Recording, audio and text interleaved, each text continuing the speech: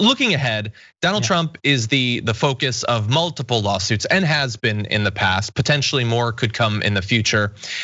You've been writing about how the outcome of the November election could have a lot to say about where those lawsuits go, how they end up. What are the stakes for Donald Trump from a legal perspective? They're massive, and the story that we published just recently goes through point by point all of the different ways that the legal world could trouble Donald Trump, not while he's president, but after he's president. And I talked to more than a dozen different lawyers, very high-ranking former officials from the Department of Justice, the Federal Election Commission, and other government entities. And if there was a consensus to be had, it was around this notion that Donald Trump is gonna be dealing with this stuff for a long, long time to come, particularly if he doesn't have the protection of the presidency. That may be regarding his campaign, it may be regarding the Trump organization and his business entanglements.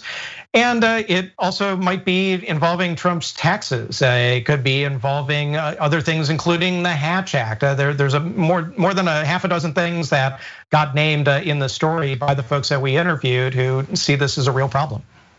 And when you mentioned the protection of the presidency, what are some forms that protection comes in?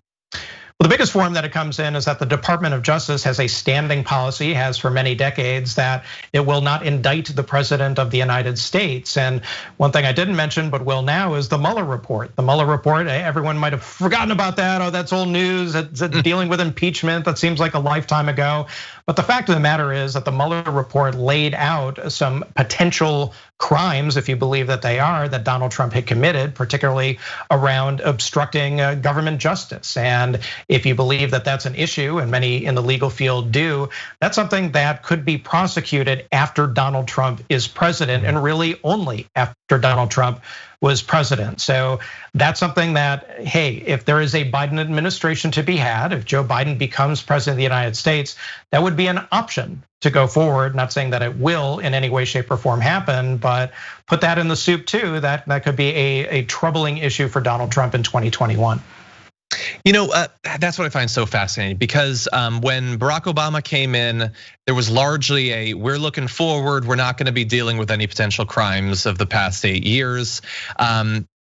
My inclination would be to say that Joe Biden is probably not gonna be leading chance to lock him up or anything like that. It's not to say that that there won't be, the Justice Department won't be investigating. But what I'm curious about is how much of this is dependent on Joe Biden's stance and how much of it is independent of him. Obviously, if the Southern District of New York is continuing investigations, it doesn't really seem to matter what Joe Biden says. But the Justice Department, would there be independent investigations of Donald Trump if Joe Biden isn't particularly interested? How much influence does he have? He has some degree of influence, but ultimately he's not going to be a dictator. He's not going to wave the magic Joe Biden wand and say, we're going after Donald Trump and we're going to politicize the DOJ and we're going to do everything that we can to have some sort of like truth and reconciliation commission here. That probably isn't going to happen, but it may not necessarily, as you suggested, be up to Joe Biden, were Joe Biden to become president. Also too, there's state level matters in New York State that are really dogging the Trump organization that also could be a problem, and that's not a federal level matter at all. So Donald Trump would have to deal with that with New York State. The point is that Donald Trump is gonna have to be dealing with lots and lots of different things from all different sides, and Joe Biden is not gonna be the one orchestrating all of this. It is going to a very strong degree, John, come from different angles, different agencies, different elements of the government, and it might be on very different timetables from one investigation to another. And sort of just looking ahead, a bit of political speculation. I mean, obviously there were a lot of people that were very worried about the chance of lock her up and all of that. This idea that prospectively, we don't even know what for, but there's gotta be some sort of investigation of his political opponents. If Donald Trump leaves office, if either the Justice Department or New York or some other investigation were to lead to him actually being charged, I wonder what the reaction of his followers would be, if they would consider this to be illegitimate on its face, that he would become a legal martyr. From what you've seen of Trump's base, do you expect some sort of reaction like that?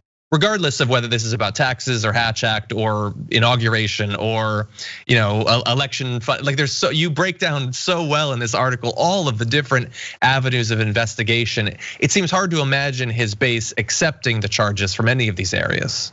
Quite possibly, and some of that may just depend, and again, rank speculation here, some of that may depend on the realities of the election itself. If Donald Trump was to lose and lose decisively, then people may be moving on from Donald Trump perhaps a little bit more quickly than they would if this is a contested election. If we're dealing with legal challenges in Florida and Wisconsin and Pennsylvania and who the heck knows where else. So that can definitely, if you read your history, have at least some factor in all of this. So I think, although it remains to be seen, not everyone is going to just simply up and abandon Donald Trump, regardless of what happens during the election.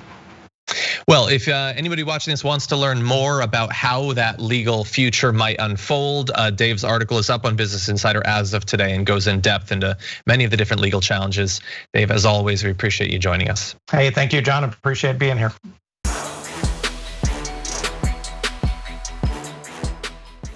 Check out the Damage Report podcast each day, wherever you get your podcasts, whether Pocket Casts or Stitcher or iTunes.